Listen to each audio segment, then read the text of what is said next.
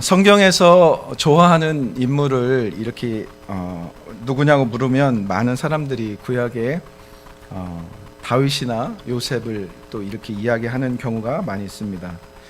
자, 오늘 함께 읽은 본문의 말씀에는 주인공이 야곱인데요. 많은 사람들이 야곱은 그렇게 좋아하지 않습니다. 또 본받고 싶어하는 그런 부분도 거의 없습니다. 자, 그런데 창세기에 이 야곱의 이야기를 쭉 읽어가면요, 창세기가 50장 정도 이렇게 되어 있는데 50장 중에 야곱의 이야기, 죽는 것까지 이야기하면 25장부터 49장까지 야곱의 이야기로 가득 채워진 것을 볼 수 있습니다. 자, 우리가 야곱을 생각하면 본받을 만한 것이 하나도 없는데 그런 인생인데 이 창세기에는, 성경에는 야곱의 이야기가 이렇게 많이 기록되어 있는 것을 볼 수 있습니다. 야곱의 인생은 참 고된 인생이었고, 우리가 그의 인생을 따라가다 보면 정말로 다이나믹한 그런 인생을 살았구나라고 알 수 있습니다. 성경의 인물 중에는 평범한 인물, 그런 인물은 하나도 없지만 특히 야곱의 인생은 어머니의 뱃속에서부터 이렇게 시작이 되는 것을 볼 수 있습니다. 그만큼 야곱은요, 평범한 인생을 살지 않았습니다. 자, 오늘 야곱의 삶, 인생의 여정을 통해서 그가 바라고 애썼던 것이 무엇인지, 그리고 하나님이 야곱의 삶을 통해서 그토록 끈질기게 이끌러 가시려고 했던 그 지점이 무엇인지를 함께 살펴보기를 원합니다. 오늘 본문은요, 에서와 야곱과 에서의 성격, 즉 기질에 대해서 이렇게 말씀하고 있습니다. 같은 어머니 리브가의 뱃속에서 낳은 두 사람이지만 성격이, 기질이 달라도 너무나 다른 것을 볼 수 있습니다. 먼저 에서는 어떤 사람입니까? 사냥을 좋아하고 밖에 돌아다니는 것을 좋아하는 활동적인 사람으로 말을 하고 있습니다.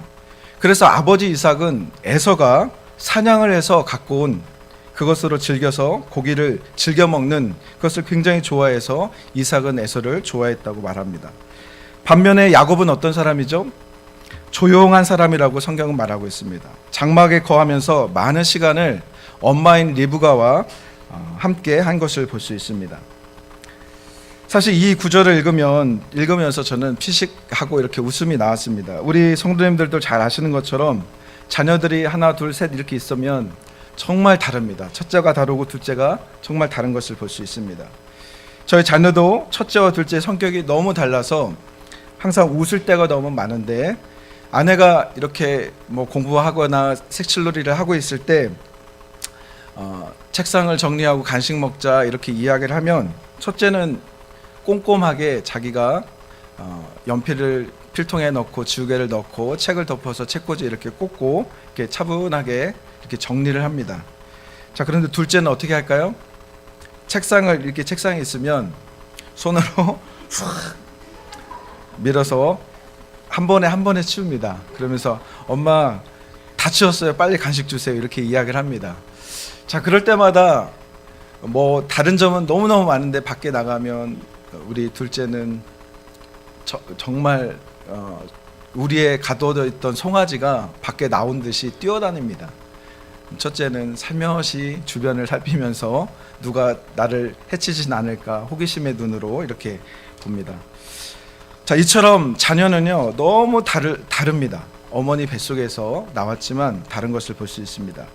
이렇게 다른 기질을 가진 에서와 야곱입니다. 사실 이 기질은요, 하나님 앞에서 전혀 문제가 되지 않습니다. 어쩌면 하나님은 이 말씀을 통해서 에서와 야곱을 전혀 다른 사람으로 만드셨고 태어나게 하셨다라고 말씀해 주시는 것 같습니다. 하지만 성경은 에서와 야곱의 이 특이한 기질을 설명하면서 에서와 야곱이 중요하게 생각하는 가치, 그들이 인생 속에서 가장 중요하게 생각하는 그 가치가 서로 다른 것을 자연스럽게 설명해 나가고 있습니다. 한날 에서는, 사냥을 좋아한 에서는 피곤한 몸으로 집으로 돌아왔습니다. 그때 마침 야곱은요, 팥죽을 끓이고 있었습니다. 만들고 있었죠. 에서는 동생 야곱에게 내가 너무 배고프니까 그 팥죽 한 그릇을 달라고 이야기를 합니다. 동생 야곱은 기다렸던 듯이 팥죽을 형 에서에게 내밉니다. 자, 그런데 야곱은 그냥 주지 않고 잠깐만 형에게 먼저 맹세를 하라고 이야기합니다. 형이 가진 아들이 가진 이 장자권을 나에게 팔으라고 이렇게 이야기합니다.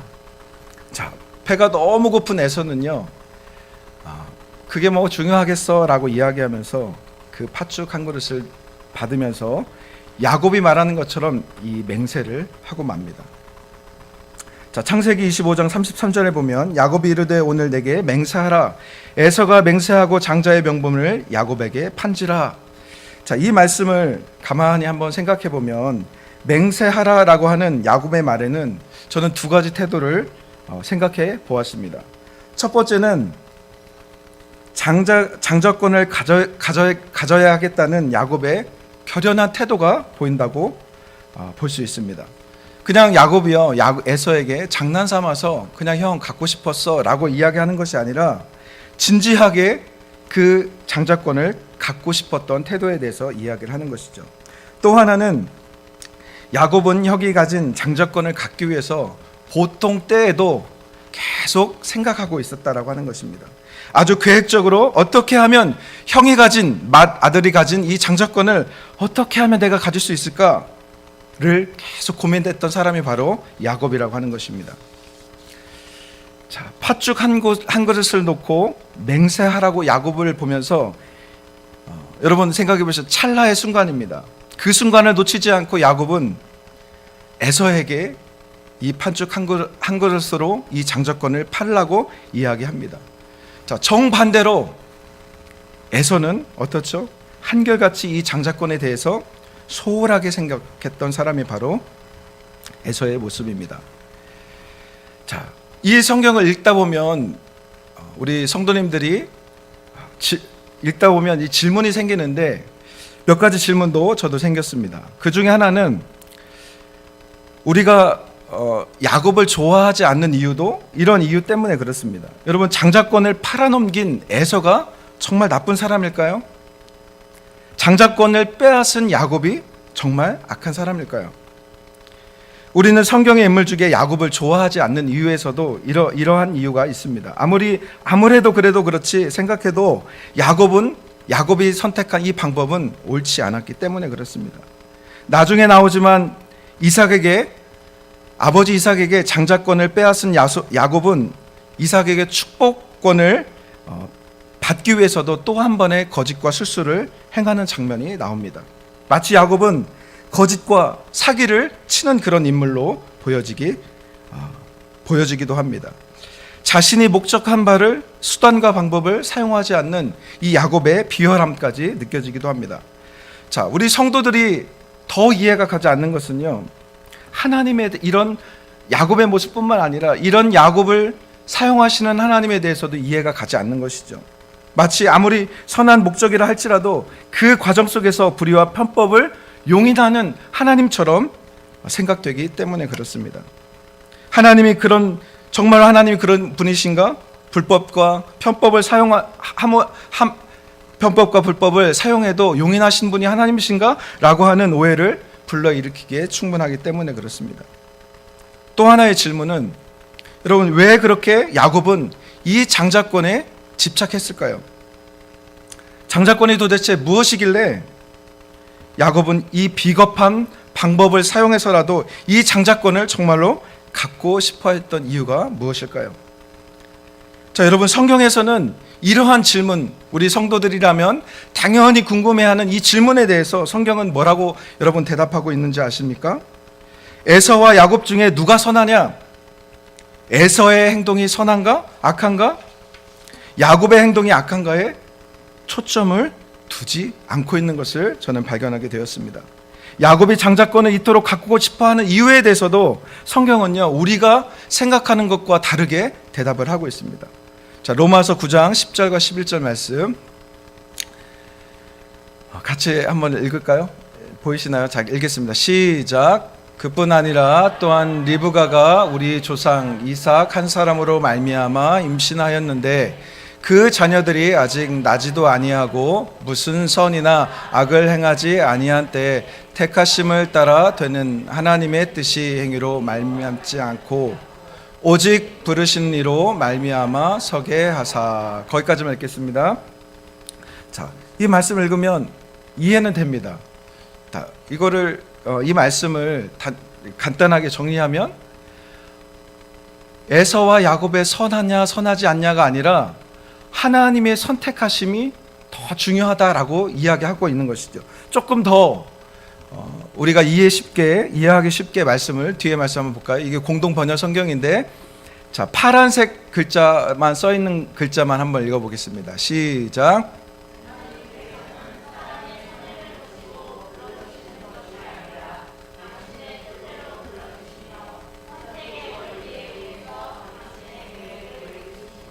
네. 자, 11절 똑같은 말씀인데 포준 세변형으로 다른 번역으로 한번 빨간색 글자만 한번 읽겠습니다. 시작. 무슨 선이냐 악을 행하기도 전에 택하심을 따라 세우신 하나님의 뜻에 지속되어 하심에.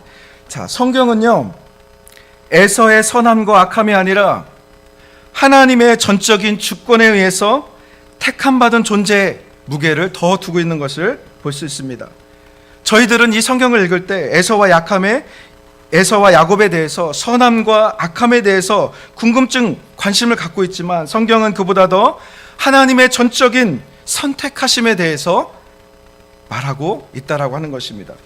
심하게 이야기하면 우리가 함께 읽었던 로마서 9장의 말씀은 뭐라고 이야기하는 것입니까? 나의 선택하심에 대해서 너희는 아무 말 하지 말아라 라고 말하는 것과 같습니다.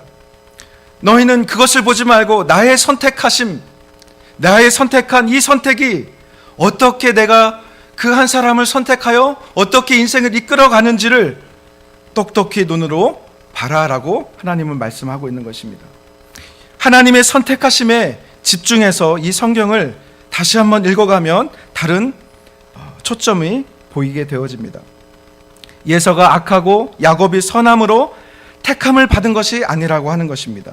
에서는 악하고 야곱은 선하다라고 성경은 말하고 있지 않습니다. 그거에 대해서는 말하고 있지 않는 것이죠. 또한 야곱이 장자권을 이토록 갖고 싶어 했었던 그 이유에 대해서도 성경은 침묵하면서 이렇게 이야기하는 것입니다. 야곱이 장자권을 그토록 갖고 싶었었던 이유가 무엇일까요? 하나님이 야곱에게 그 마음을 주셨기 때문이라고 설명하고 있는 것이죠. 선택받은 야곱은 장자권을 갖는 것이 인생의 최대의 목적으로 삼은 것처럼 행동합니다. 왜 그렇다고요? 하나님이 야곱에게 그러한 마음을 주셨기 때문에 그렇습니다. 여러분, 구약에서 장자권이 무엇을 의미합니까? 다른 형제들보다 아버지의 재산을 2배 정도 더 많이 갖는 것을 말합니다. 자, 여러분, 야곱이 단순히 형보다 더 많은 아버지의 재산을 받기 위해서 이토록 장자권을 갖고 싶어 했을까요? 그의 행동을 보면 알 수 있듯이 야곱이 이 장자권을 갖고 싶었었던 이유는 아버지의 재산을 더 많이 갖고 싶어서 그러한 행동을 하지 않은 것을 볼 수 있습니다.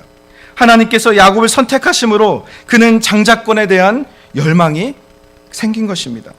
결국에 그 장자권으로 말미암아 야곱은 어떤 인생을 삽니까? 이스라엘 지파의 조상이 되었고 예수 그리스도가 오시는 언약의 조상이 되었다라고 하는 것입니다. 그래서 이와 같은 하나님의 선택하심에 대해서 의문을 갖고 있는 사람들에게 성경은 한마디로 이렇게 정의를 간단하게 내립니다. 로마서 9장 13절 말씀에 같이 읽겠습니다. 시작. 기록된 바 내가 야곱은 사랑하고 에서는 미워하였담과 같더라. 자, 로마서 9장 13절 저희들이 같이 읽었었던 말씀에 주어가 누구죠? 바로 하나님인 것을 볼 수 있습니다. 내가 에서를 미워했고 내가 야곱을 사랑했다라는 말씀으로 결론을 내고 있습니다. 자, 하지만 이 성경을 읽는 독자, 저희들은 성도들은 여전히 그럼에도 불구하고 온전하지 않은 이 야곱을 하나님이 사용하시는 것에 대해서, 사랑하시는 것에 대해서 이해할 수 없다라고 항변할 수 있습니다.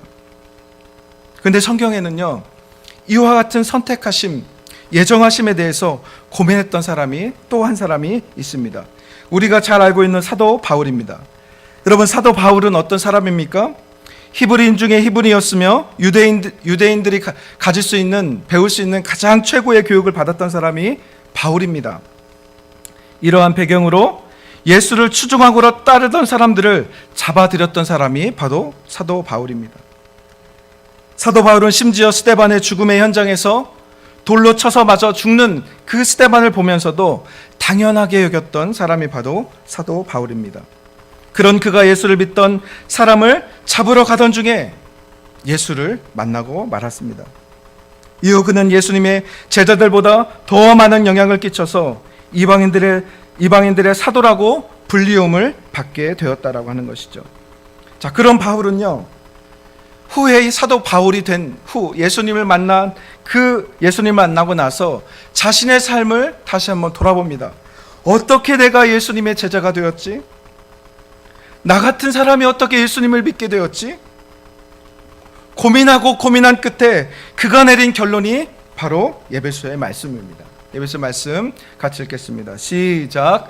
찬송하리로다. 하나님 곧 우리 주 예수 그리스도의 아버지께서 그리스도 안에서 하늘에 속한 모든 신령한 복을 우리에게 주시되 곧 창세전 그리스도 안에서 우리를 택하사 우리로 사랑 안에서 그 앞에 거룩하고 흠이 없게 하시려고 예수 그리스도를 말미암아 자기의 아들들이 되게 하셨으니 이는 그가 사랑하는 자 안에서 우리에게 거저 주시는 바 그의 은혜의 영광을 찬송하게 하려 하는 것이라. 아멘. 바울은 자신이 구원받게 돼서 사도가 된 것을 묵상한 후에 내린 결론이 바로 이거라고 하는 것입니다. 무엇이라고요? 하나님의 전적인 선택하심, 하나님의 전적인 예정하심이 없이는 내가 예수를 믿게 된 그 이유를, 그 해답을 찾을 수 없다라고 말씀하고 있는 것입니다. 그래서 사도 바울은요, 자신의 구원하심, 사도가 된 것은 창세전부터 하나님의 택하셨다라고 고백하고 있습니다. 그 택하심, 하나님의 선하신 택하심을 생각하면 생각할수록 바울은 신비하고 놀랍기 때문에 오늘 에베소의 말씀에 뭐라고 고백하는 거죠? 하나님의 선택하심을 찬송하고 또 찬송할 수밖에 없다고 바울은 말씀하고 있는 것입니다.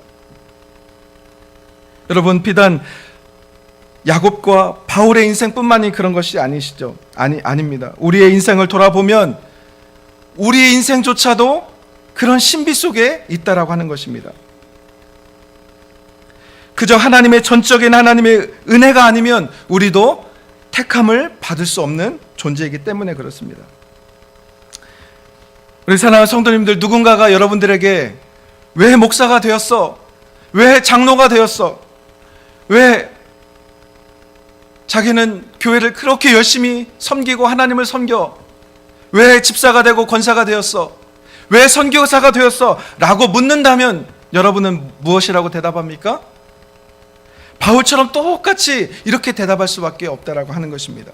하나님의 전적인 선택하심으로, 예정하심으로 우리를 창세전부터 우리를 선택하심으로 내가 그렇게 되었어 라고 말할 수밖에 없다라고 하는 것입니다. 저희들 또한 야곱처럼 시기와 욕심이 가득했던 사람임에 틀림이 없습니다. 때때로는 거짓과 스스로 우리의 욕심을 채웠던 사람들이었습니다.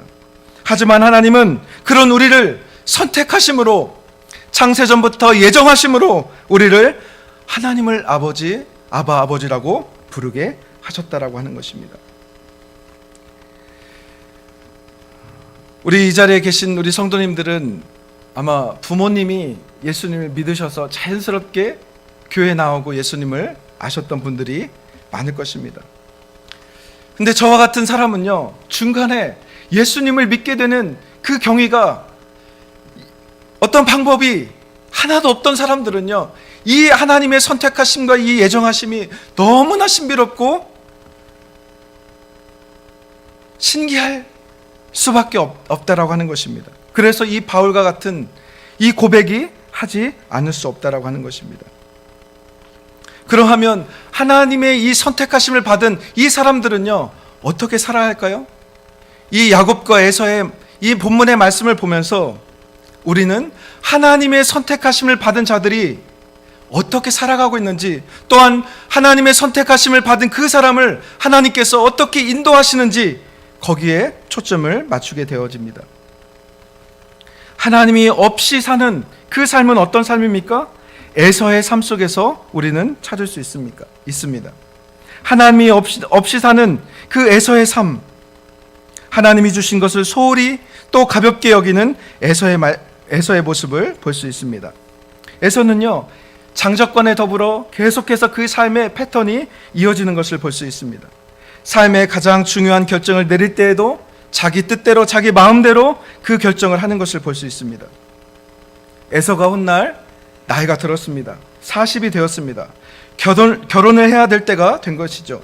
에서가 누구랑 결혼을 하게 되어집니까? 창세기 26장 말씀 한번 보겠습니다. 26장, 제가 읽겠습니다. 26장 34절 35절 말씀에 제가 읽겠습니다. 에서가 40세 헷 족속 브리에의 딸 유딧과 헷 족속 엘론의 딸 바스맛을 아내로 맞이하였더니 라고 말씀하고 있습니다. 성경에서는 이야기하고 있지 않지만 야곱과 이삭과 리브가는요, 에서의 결혼에 대해서 반대했습니다. 그럼에도 불구하고 에서는 이방인 여자와 그것도 한 번이 아니라 두 번, 세 번에 걸쳐서 결혼하는 에서의 모습을 볼 수 있습니다. 에서의 결혼하는 이 심정을 성경은 이렇게 고백하고 있는 것이죠. 그들이 이삭과 리브가의 마음에 근심이 되었더라. 이방인 여자와 결혼하는 에서의 모습을 보면서 엄마였던, 부모였던 이삭과 리브가는 근심하였다, 성경은 말하고 있습니다. 이에 반해 하나님의 선택을 받은 야곱은 어떻습니까? 여러분, 이 에서가 나이가 40입니다. 그렇다면 야곱은 몇 살이죠? 40살입니다. 똑같은 쌍둥이입니다. 40이지만 여러분, 우리가 잘 알고 있듯이 야곱이 언제 결혼을 하게 되어지죠? 나중에 한참 나중에 결혼을 하게 되옵니다. 성경은요, 야곱이 결혼하는 과정을 에서보다 더 자세하게 설명하는 것을 볼 수 있습니다. 야곱은 자신의 결혼 상대를 자신이 결정하지 않았습니다. 이삭과 리브가의 뜻을 따라 순종한 그 야곱의 모습을 볼 수 있습니다. 야곱은 그의 인생이 자신의 뜻에 따라 삶을 사는 존재가 아니라 하나님의 뜻 앞에 순종하여 사는 삶이라는 것을 야곱의 삶을 통해서 볼 수 있다라고 하는 것입니다. 하나님의 선택을 받은 그 사람들은요, 여러분, 하나님이 선택하심을 받은 그 사람들 삶 속에는 크고 작은 실수가 있지만 하나님은 결국에 하나님의 그 모든 것을 하나님이 선택하시고 부르신 그 목적대로 성취한다고 성경은 말하고 있습니다. 로마서 8장 28절 말씀 보겠습니다. 같이 읽겠습니다. 시작.